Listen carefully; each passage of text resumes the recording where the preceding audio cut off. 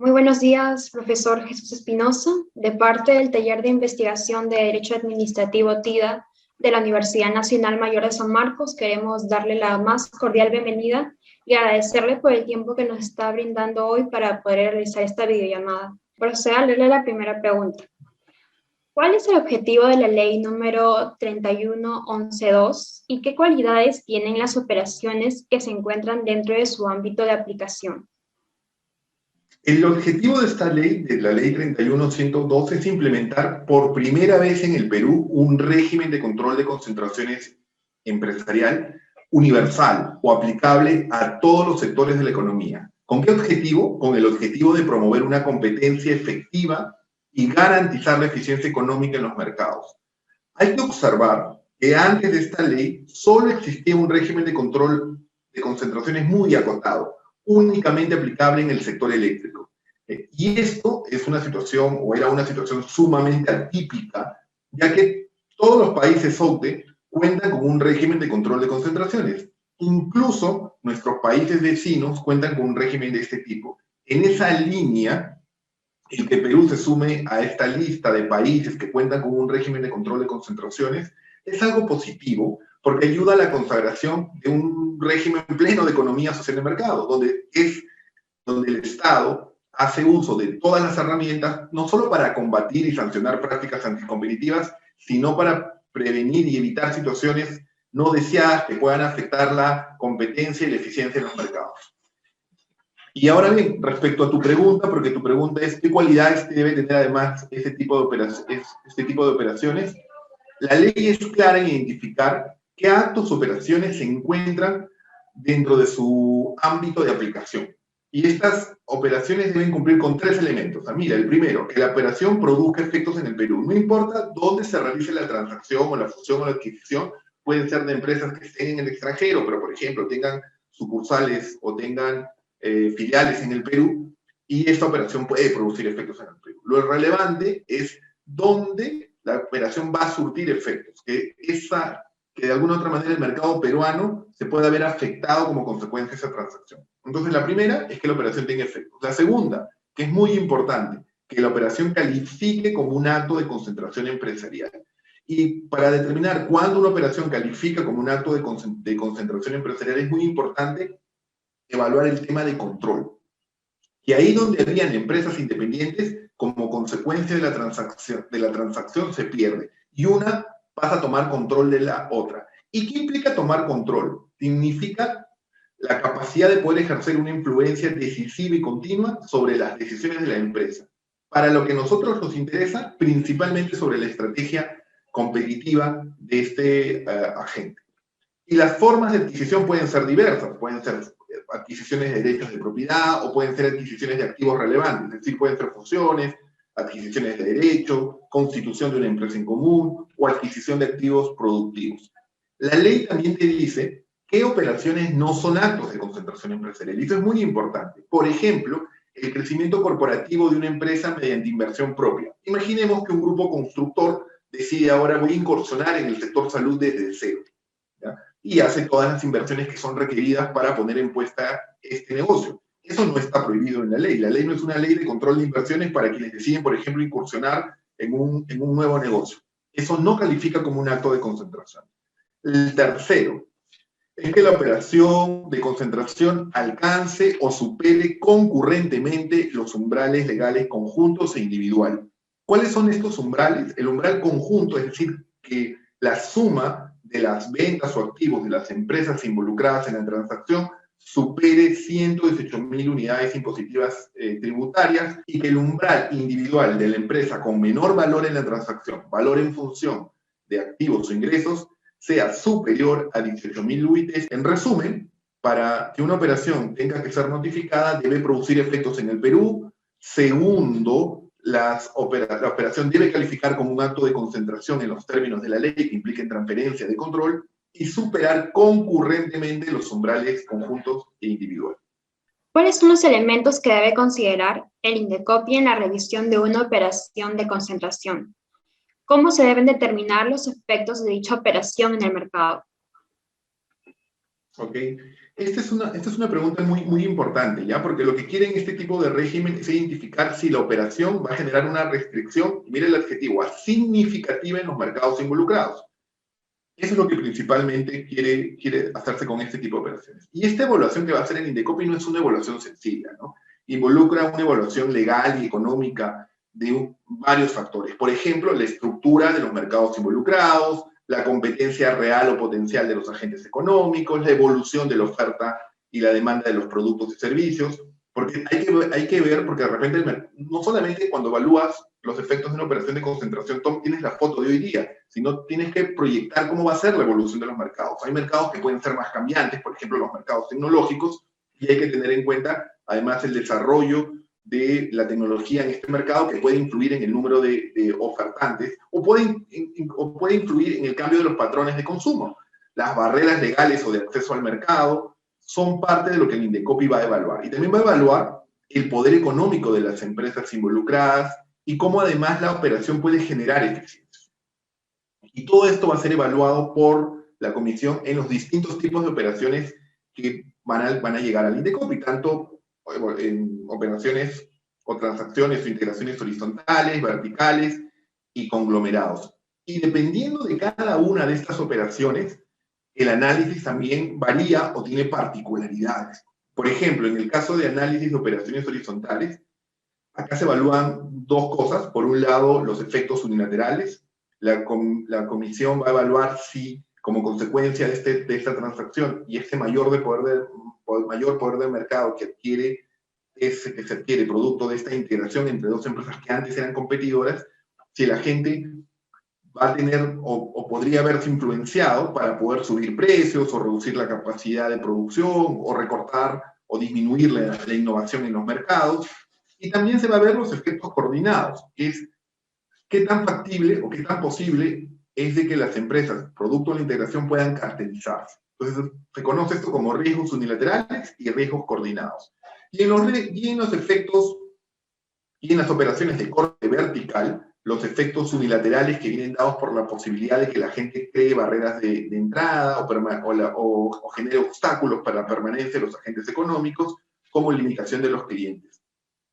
Y quiero señalar algo de repente metodológico. Cuando me refiero a operaciones de corte horizontal, me refiero a operaciones entre empresas competidoras. Y operaciones verticales me refiero entre empresas que, si bien es cierto, están en una misma cadena de producción, no son competidoras. Por ejemplo, tú eres una empresa que produce un determinado producto y necesitas insumos, ¿ya? Compras a la empresa que te vende ese insumo. No es tu competidor, es una empresa que te provisiona un insumo para la producción o la fabricación de tu bien.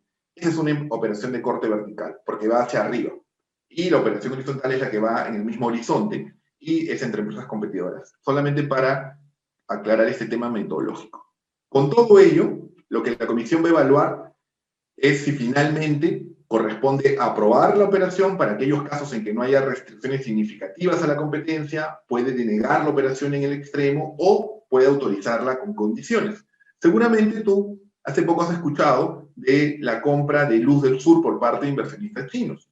En ese caso, por ejemplo, el Indecopi aprobó con condiciones la operación. Este es un ejemplo de lo que cuando ya el régimen esté aplicado y corre a todos los sectores económicos podría ocurrir eventualmente en otras transacciones. Ahora bien, es oportuno indicar que las operaciones que son condicionadas o rechazadas constituyen un grupo minúsculo, ¿no? Y eso es lo que se hace básicamente en este segundo punto. La siguiente pregunta sería, la ley número 31112 faculta a la Secretaría Técnica a actuar de oficio cuando una operación no supera los umbrales. ¿Cuáles serían los alcances y criterios para la aplicación de esta facultad y qué podría ser considerado un indicio razonable? Esta facultad fue controvertida inicialmente, ¿no? Y se hicieron algunos reparos por parte del sector empresarial o algunos abogados que cuestionaban que esta facultad podría darle excesiva discrecionalidad al Indecopi, que el régimen es más predecible con umbrales. Lo cierto es que finalmente el Congreso aprobó esta norma y también lo cierto es que en otras jurisdicciones podemos encontrar un parámetro o una facultad similar, donde la autoridad, pese a que determinada transacción no supera los umbrales establecidos en la ley, tiene la capacidad para revisar operaciones que no superando los umbrales establecidos en la ley puedan generar una preocupación a la agencia de competencia sobre los efectos o las restricciones significativas que pueda traer esta operación. Felizmente, el reglamento de la ley 31.112 te ha dado algunas coordenadas de cómo debe interpretarse este artículo y en qué casos va a intervenir el INDECOPI. Por ejemplo, el primero te habla de mercados concentrados, operaciones que se vayan a producir en mercados concentrados, que puedan, por ejemplo, reforzar de alguna otra manera la posición de dominio que, por ejemplo, pueda tener algún actor en el mercado o que genere una concentración. Hay indicadores que te permiten indicar cuándo un mercado está concentrado. Segundo, cuando se traten de empresas con un potencial de crecimiento. Es decir, cuando una empresa compre a otra, que si bien es cierto, su cuota de mercado en ese momento puede que no sea significativa, puede ser una empresa con un gran potencial de crecimiento o una empresa innovadora que recientemente ingresó al mercado y que seguramente en el futuro va a adquirir un mayor poder de mercado. Y el tercero establece que fusiones horizontales o adquisiciones horizontales entre empresas competidoras que se hayan realizado anteriormente. Dicho de una manera más sencilla, empresas con un historial de compra de empresas competidoras. Y si te das cuenta, este segundo y tercer punto, empresas con historial de compra de empresas competidoras o empresas con potencial de desarrollo, o sea, compra de empresas con potencial de desarrollo o que son innovadoras, son justamente gran parte de lo que les preocupa también en otras jurisdicciones respecto a los mercados tecnológicos. Seguramente tú has escuchado preocupaciones respecto a que Facebook tiene una u otras empresas tendrían una estrategia de evitar la competencia adquiriendo a empresas competidoras y de esta manera evitando que en el futuro pues, pueda perder clientes como consecuencia del crecimiento que se avisora de sus competidores que justamente son comprados en este caso por la empresa mencionada. Entonces, yo creo que de alguna otra manera las coordenadas que ya te establece el reglamento permiten de alguna u otra manera reducir las preocupaciones que puede existir sobre el ejercicio de esta facultad. Por lo demás, algo que es importante mencionar es que la ley y el reglamento prevén la posibilidad, porque claro, puede existir siempre la preocupación en la gente, celebro mi operación, no supera los umbrales, pero la autoridad tiene un plazo de 1 año para poder revisarlas. ¿Cómo puedo hacer para reducir esta preocupación? La ley prevé, al igual que existe en Chile, la posibilidad de que los agentes que no superen los umbrales, pero quieran tener mayor certidumbre sobre si su caso sería candidato para ser revisado de oficio, que puedan primero notificarlo voluntariamente. Y alguien podría decir, pero notificarlo voluntariamente también es muy costoso, pero también existe la posibilidad de la consulta. De hecho, lo que nosotros queremos es que el mecanismo de consulta funcione, y funcione también para este tipo de situaciones, para que los agentes, cuando tengan preocupaciones eventualmente de que su operación puede ser un caso candidato a que la autoridad ejerza esta facultad de poder revisar de oficio en 1 año las operaciones de concentración que no superan los umbrales, a través del mecanismo de consulta se va a poder dar orientación a los agentes y de esta manera también disminuir las preocupaciones que puedan existir. Muy bien. Ahora, teniendo en consideración la anterior pregunta, ¿cuáles serían los efectos de la denegatoria o observación de las operaciones ya ejecutadas? ¿Qué sucedería con las actuaciones como los contratos que haya contraído la empresa producto de la operación? Claro. Tú tienes que tener presente que en general las empresas van a acudir al régimen de control o autorización de control previa antes, ¿ya? Porque estamos hablando en el caso de empresas que han superado los umbrales y han notificado, ¿no? Entonces las empresas tienen que notificar antes de que se cierre la operación, por lo cual este peligro no debería ocurrir, ¿ya? Porque tienes que hacerlo antes de que cierre la operación. Si tu pregunta va más vinculada a qué puede ocurrir en los casos donde ejerza la facultad de oficio, recuerda que primero puede existir este mecanismo de consulta previa para evitar este problema y también puede ocurrir la notificación voluntaria. Pero más allá de estos supuestos, si aún así existiera el peligro porque no existe notificación voluntaria, porque no superas los umbrales, porque no has acudido al mecanismo de consulta previa, lo que debe quedar claro es que en cada caso concreto, el INDECOPI, si hubiera un supuesto de este tipo, va a evaluar también los efectos que pueda producirse, una decisión sobre contratos o actos que ya haya celebrado una empresa. La autoridad va a tener en consideración también los efectos de decisión sobre el mercado u otros agentes que puedan haber entablado relaciones con estas empresas que se han concentrado. Perfecto, doctor. Sería de mucha ayuda poder tener esas precisiones. Y bueno, nuestra última pregunta sería, ¿cuáles son las medidas que se han previsto para evitar que pueda ejecutarse una operación sin autorización o gun jumping? Ok.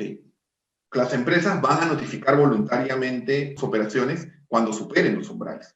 Entonces va a haber una notificación, dije voluntaria, pero tiene que ser una notificación obligatoria por parte de los agentes cuando superen los umbrales. Y lo que nosotros esperamos es que en principio los agentes cumplan con sus obligaciones.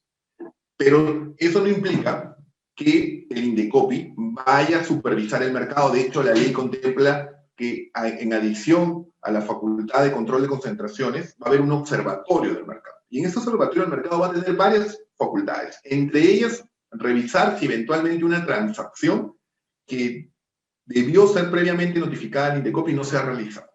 Va a ser parte del trabajo que el Indecopi va a realizar. Pero no te olvides también que en adición al Indecopi, seguramente van a haber muchos stakeholders o grupos de interés alrededor de la operación que también seguro normalmente nos van a advertir de que esta situación no se ha producido, ¿no? Por ejemplo, otras empresas competidoras o eventualmente clientes, seguramente también nos informarán si esta situación no se produce. Yo creo que, por tanto, la posibilidad de que alguien no notifique una operación que debe ser notificada va a ser algo residual. Pero igual, sabiendo que pueden existir casos, la autoridad va a monitorear estas transacciones de oficio a través del observatorio del mercado y también va a haber la posibilidad de que cualquier particular pueda advertir del Indecopi sobre este tipo de situaciones. Lo que debe quedar claro es que los agentes deben tener mucha cautela de no evadir el sistema o el régimen de control de concentraciones, porque en ese caso la autoridad podrá imponer sanciones. De hecho, hemos tenido casos anteriores ya con nuestra experiencia en el sector eléctrico donde el Indecopi ha sancionado casos de este tipo. Empresas que han querido de alguna otra manera saltar el régimen de control de concentraciones y no nos han notificado oportunamente, ¿no? Entonces, de ocurrir esto, el Indecopi sancionaría pues drásticamente y hay consecuencias legales que están previstas en la norma. Sí, doctora Magali, ¿desearía agregar algo a lo comentado? Sí, mira, vuelvo al inicio. Este es un momento importante para el Indecopi, para la historia del derecho de competencia, para la consagración de un régimen de economía social y mercado, porque vamos a tener la posibilidad de que la agencia de competencia pueda completar el abanico de facultades que ordinariamente tiene para poder defender y promover la competencia en los mercados. Eso no significa, y no debería entenderse de ningún modo, que el Indecopi esté en contra de la inversión o que las agencias de competencia quieren paralizar la inversión. No. La agencia de competencia reconoce que las fusiones y adquisiciones generan una serie de eficiencias en el mercado. Ponte a pensar en una integración de corte horizontal que puede generar que las empresas aumenten sus economías de escala, que reduzcan sus costos operativos y eso se traduzca finalmente en menores precios a los consumidores o en integraciones verticales que hacen que finalmente una empresa adquiera otra que es la encargada de producir los insumos. Y de esa manera tú asegures mayor disponibilidad de tus insumos para justamente asegurar la disponibilidad de los productos finales en los consumidores. Entonces, las fusiones pueden generar muchas eficiencias en los mercados que son trasladables a los consumidores. Pero hay otro grupo minúsculo que pueden generar preocupaciones de competencia. Y esas son las que el Indecopi y la agencia de competencia va a revisar en resguardo justamente de la competencia en los mercados y la eficiencia de los mismos en beneficio de los consumidores.